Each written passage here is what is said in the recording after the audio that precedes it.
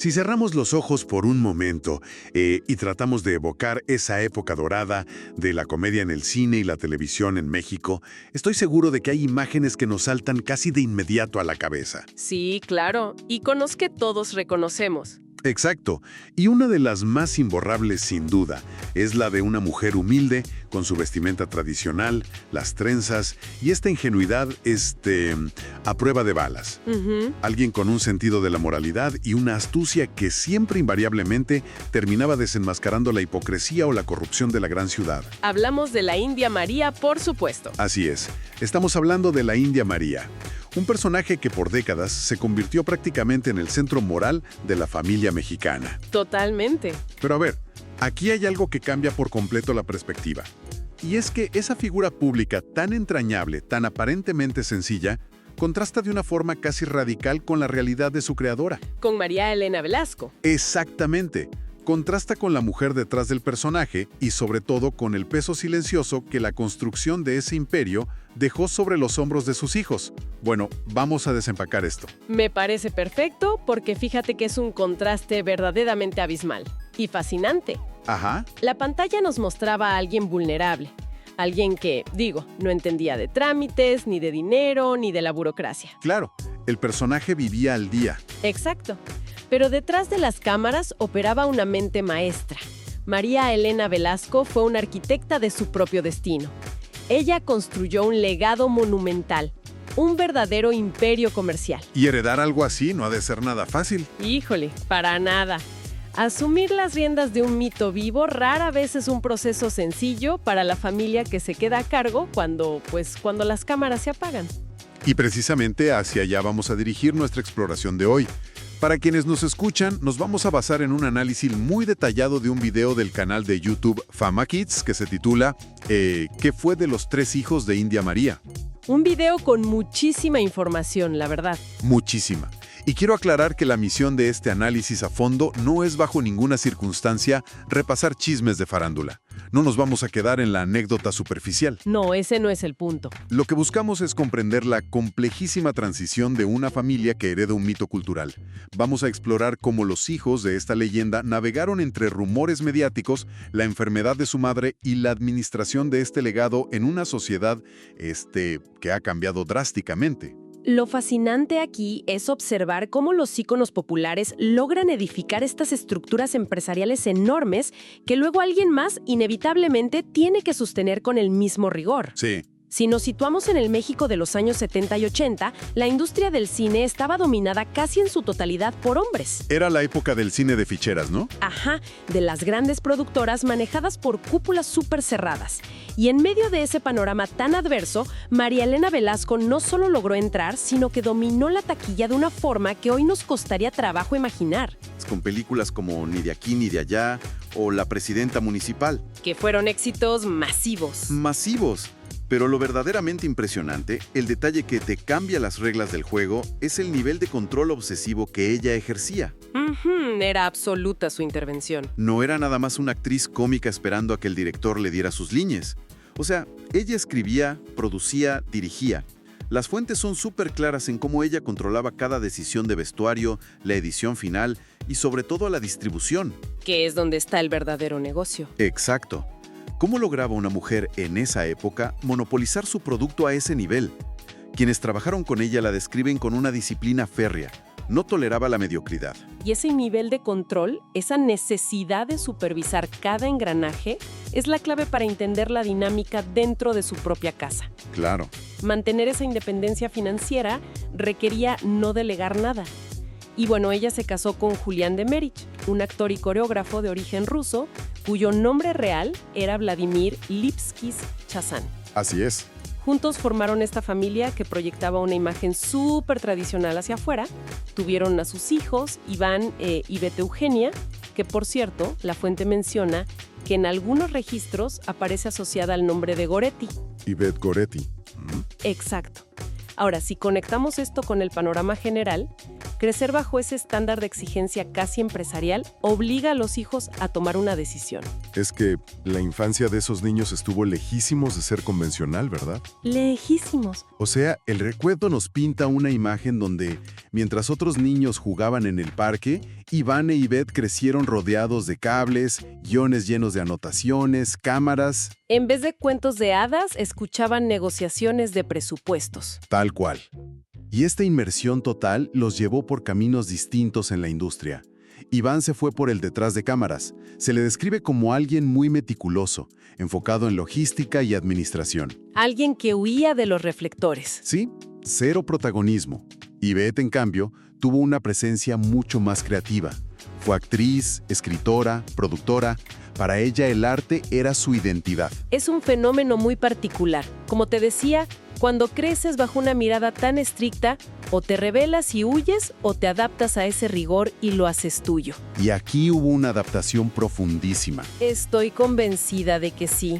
No vemos registros de rupturas, no hay berrinches en la prensa, ni resentimientos públicos. Se convirtieron en engranajes de la maquinaria creativa de su mamá. Y ojo con esto, porque esa maquinaria proyectaba una imagen intachable. Siempre juntos, sonrientes. No había exclusivas vendidas a revistas sobre pleitos como vemos en otras dinastías en México. Cero escándalos televisados. Pero claro, toda familia bajo ese nivel de escrutinio desarrolla una forma de lidiar con las amenazas. Y la herramienta de ellos fue el silencio, un silencio absoluto. Y aquí es donde entramos a uno de los temas más persistentes en las fuentes. El misterio del tercer nombre.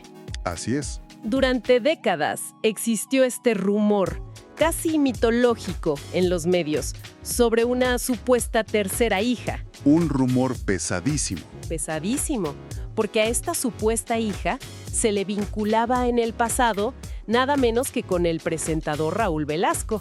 Y aquí es crucial manejar esto con la misma imparcialidad y frialdad con la que lo expone el video. Totalmente. Y para quienes nos escuchan y a lo mejor no tienen fresco el contexto, Raúl Velasco no era solo un conductor de televisión. Era la máxima autoridad en el entretenimiento. Tenía el monopolio con Siempre en Domingo.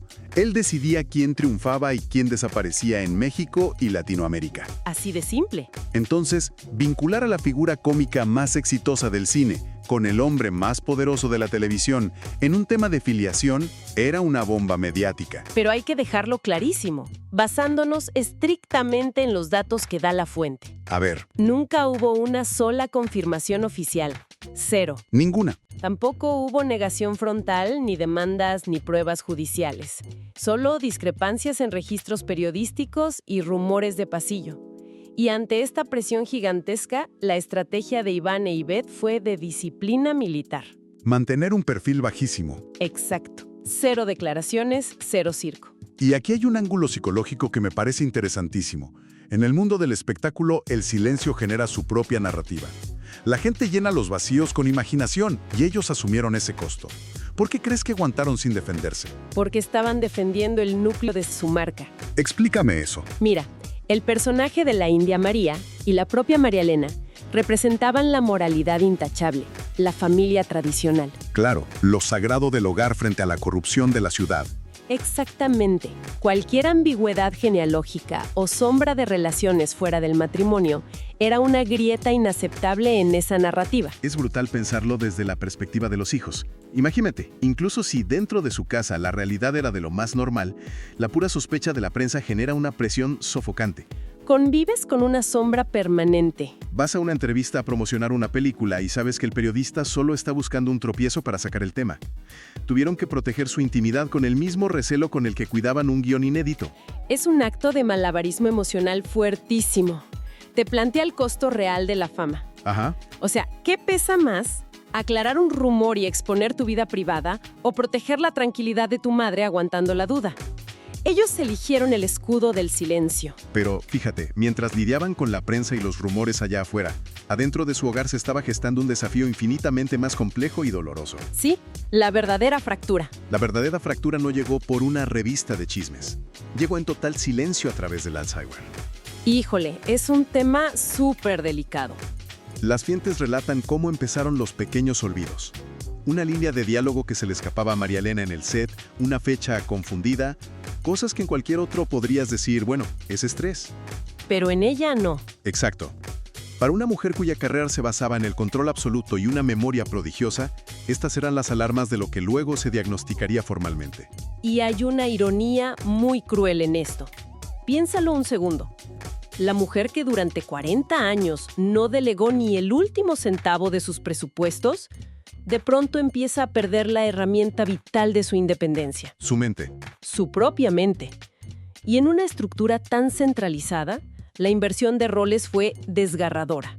Iván tuvo que dar un paso gigantesco. Dejó de ser el gestor detrás de cámaras para ser el custodio absoluto. Tal cual. Y la logística de eso debe haber sido una pesadilla.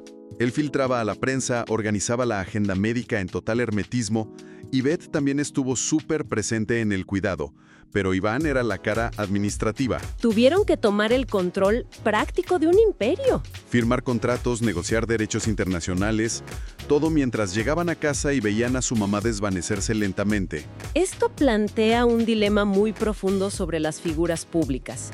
¿Cómo proteges la dignidad de alguien tan poderoso cuando se vuelve tan vulnerable? Y la decisión fue ocultar esa fragilidad a toda costa, ¿no? Completamente. Y tiene todo el sentido por el mito que construyeron.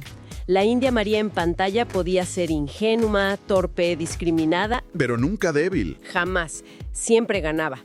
Mostrar a la mujer fuerte detrás del mito en un estado cognitivo vulnerable habría roto ese espejismo para el público.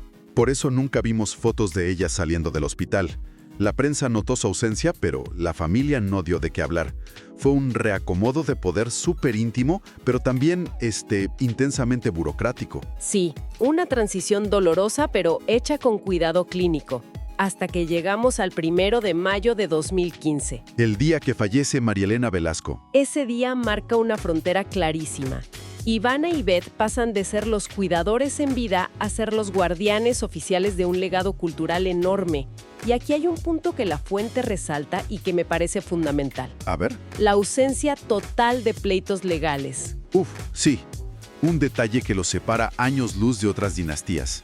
Aquí no hubo demandas por herencias millonarias ni cuentas congeladas. Ni hermanos peleándose en los programas matutinos. Nada de eso. La tensión fue puramente administrativa. Tenían que catalogar décadas de regalías y bóvedas con archivos originales. Y heredar este mito en pleno siglo XXI, además, trae un nivel de complejidad que su madre quizá no enfrentó igual, el choque generacional. Ese es un temazo.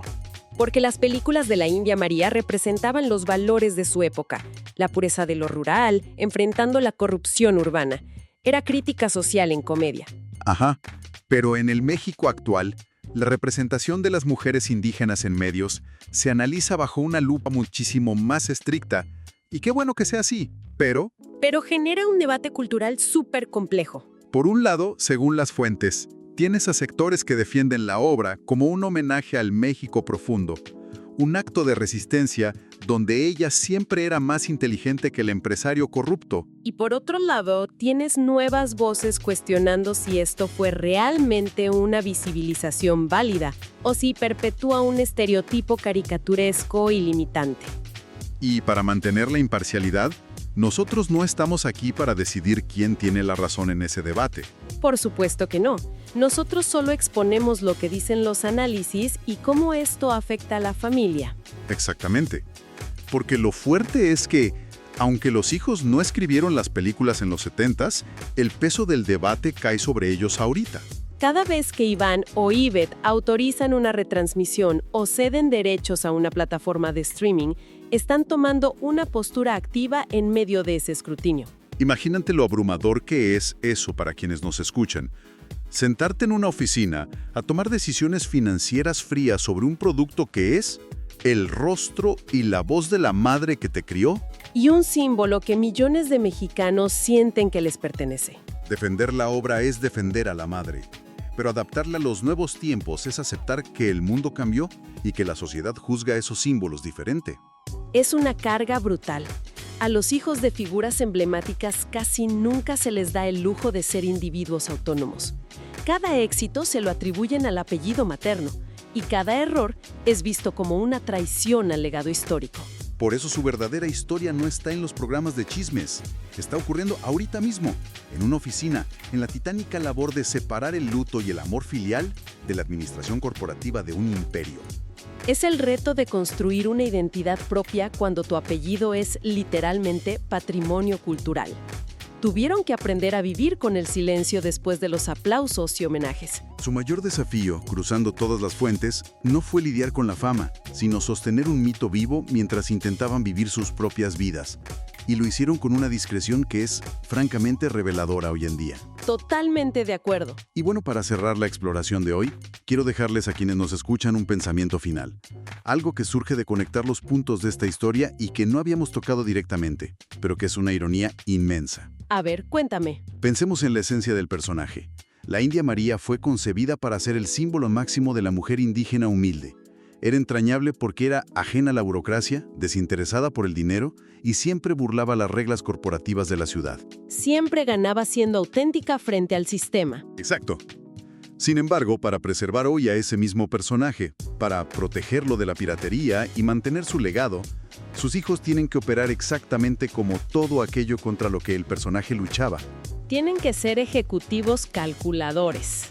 Tienen que lidiar con abogados internacionales, derechos de distribución, cláusulas en contratos digitales y regalías en múltiples divisas. Es una paradoja tremenda. Y la gran duda que queda flotando para llevarnos a casa es esta. Cuando un icono popular, nacido para representar la humildad, tiene que ser protegido a través de la burocracia corporativa más fría, ¿se preserva realmente su esencia original? ¿O el corporativismo termina transformando el alma del símbolo que intentaba salvar? Ahí queda la reflexión, una pregunta muy poderosa. Definitivamente. Muchas gracias por acompañarnos en este análisis profundo.